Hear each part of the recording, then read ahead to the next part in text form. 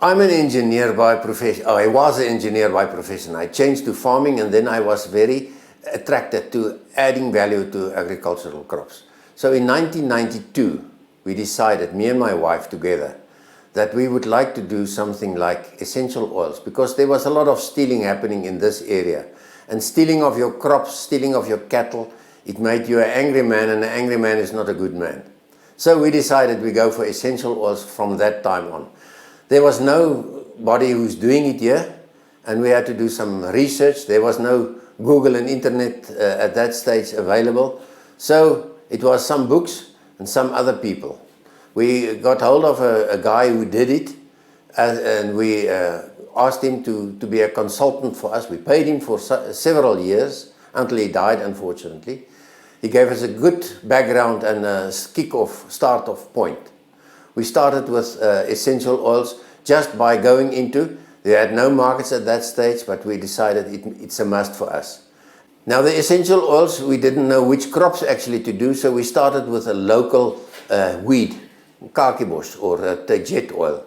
There was a market for that in the world, but not very oftenly used and not the big volumes. And it was dedicated more for those people who traditionally every year supply it. It was predominantly from Zimbabwe and from Argentina.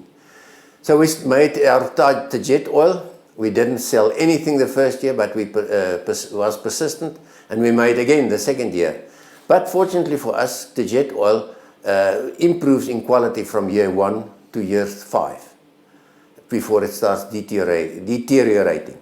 So the next year they took the oil, everything, and then the order started, and we started with essential oils from that beginning, only distillation.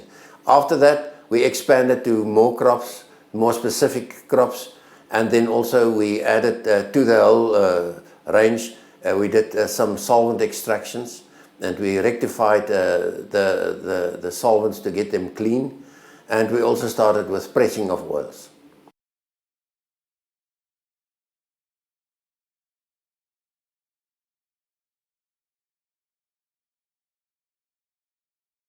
Talking about support of the whole financial decision, there was none. We asked the banks to assist, there was none. So we decided, okay, we are doing a lot of dairy at that time, and the dairy market was definitely proven to go down, down, down. So we sold the dairy, and we took that money and we invested it in our idea of going ahead with that.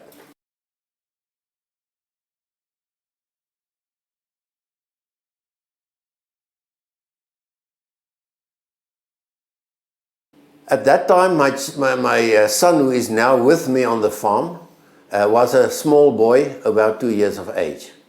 So he was with us right from the beginning, and let's call it his blood is infected with essential oils. Anyhow, my other children also liked the idea, and they went with me, but there was no financial or physical support. It was me and my wife.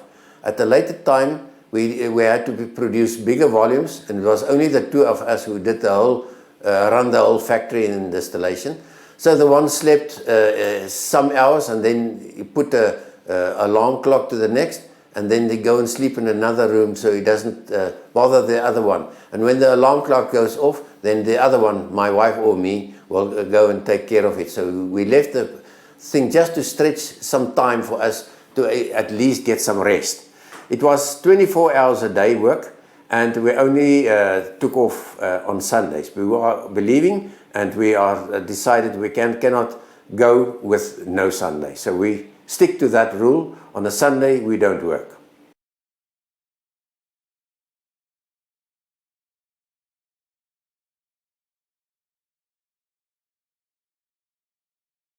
There's not many people in essential oils, because it's not a thing you can just start off and you get rich in 1 or 2 days or 1 year or so. So it is a business and a business decision, but it's a way of living. You must be dedicated to do it. It's hard work. It's very stimulating, because it's special crops, specialty crops. There's not much assistance from anybody or institution that is doing research on crops and growing there. So you cannot get the better of the best of seeds or things. You take what there is available wherever you can get it, and you make your own field research work, and that can take you maybe a little above the other people in the same arena.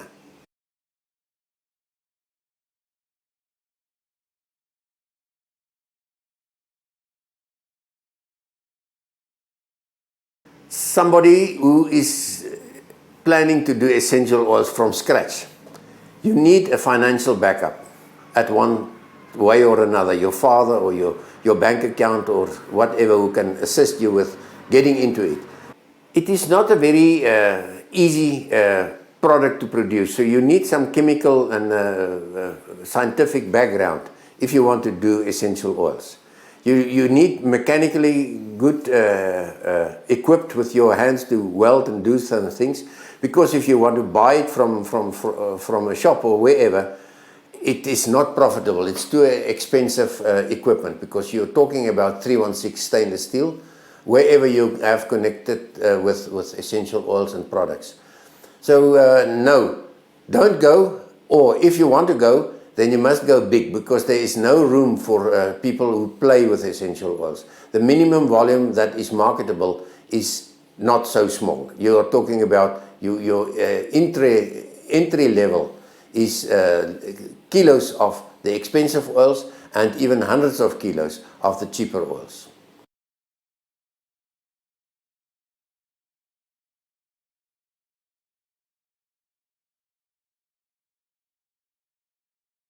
My nosiness to know about anything else. I always try to do something else, and I tried too many things. Don't spread yourself too thinly with, currently we're doing 22 different oils. It's still too much. So concentrate on what is your climate telling you, which crops, concentrate on them and go for them. Have a few, because there's no insurance other than diversification. So if you have 5 or 6 different lines, the one can support the other between a drought or no water, or maybe a failure of crop because of frost or whatever. So spread your risk with a couple, but don't spread too big, because 20 is a little bit too much. Fortunately, I have my wife and my son, and now we can manage the 20 odd different crops.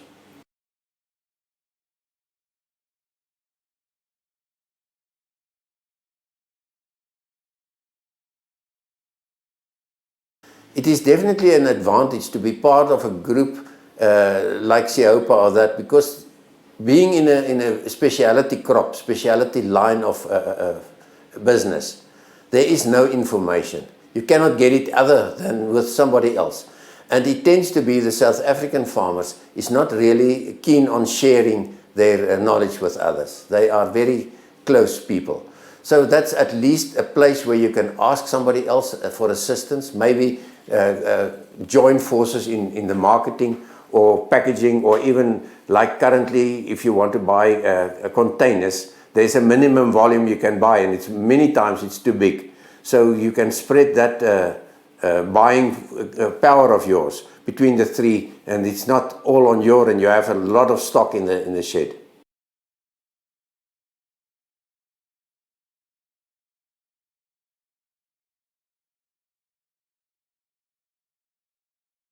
A thing that I can tell about expanding in essential oils. Worldwide, there's a tendency of the consumers that they want to go organic.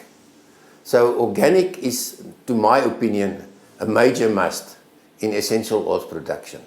But it must be, because essential oils have the ability to extract poisons and unwanted stuff and concentrate it, because it's the concentrate of the farm. It's like the blood of the plant. So it's very easy detectable if you do the non-organic thing. And organic is growing at approximately 25-27% per annum worldwide. In comparison with conventional, it's 3 to 5% growing. So yes, there's a demand for organic. And then the entry level for the conventional oils is big, tons of oil per batch. And in the organic field, you can even, some of them can be as small as tens of kilos per batch. That is still marketable overseas. And the local market, South Africa, is too small. There you can talk about 10 or 20 milliliters of bottles. But then again, where do you sell them? In a shop, and then you need to convince the shop, and they need to know more about the oils. So it's not so easy in the marketing side. If you want to start with a new crop or the other crop, make sure with your research work before you start that crop. Is it a viable crop? Does it have the potential? Do it on a small scale in a laboratory like this, where you can do some extractions and then you can verify the quality. And if so, then you go ahead. And then you have to go big, not small.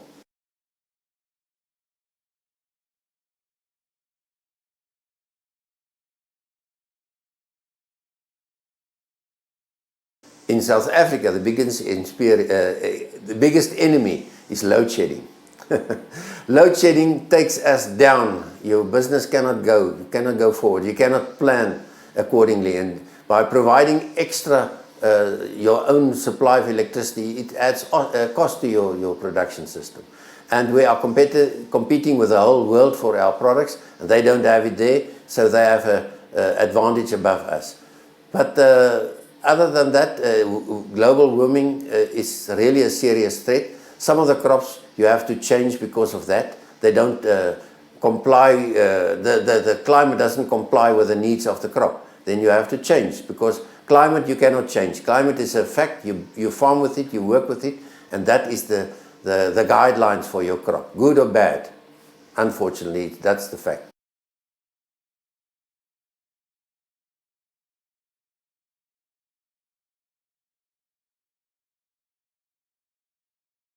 The biggest thing that I like of essential oils or things, I liked it right from the beginning. It's a challenge. Every plant is different from the other plant. So it's always challenging you for more. You must be clever. You must extract more oil out of this plant. What is the things that suppresses it? There's no books. There's no people who can really tell you about that.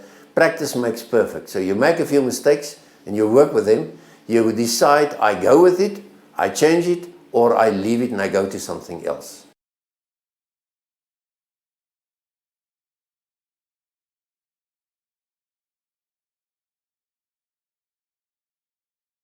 The problem for anybody new in this line of business, he must do his research work properly. Some of the essential oils are totally different from others. The way they work, some you can distill in a half hour to 1.5 hours. Some of them even goes to 2 days per single batch. Some of them need a cold atmosphere where they can condense the cold oils. And others of them are definitely, they need a warm oil because they will freeze inside your condenser coolers. Some of them are dense, heavier than water. Some of them are lighter than water. Some dissolves in water. So make sure, if you make a decision on a specific crop, what is the aspects of the oil? Can you handle it with your equipment? Because it asks a lot of your equipment and the way of distilling and the way of handling it further on. Some of them starts deteriorating immediately, they goes down. Some of them are very stable and they can last very long. So make sure what you do it correct right from the beginning.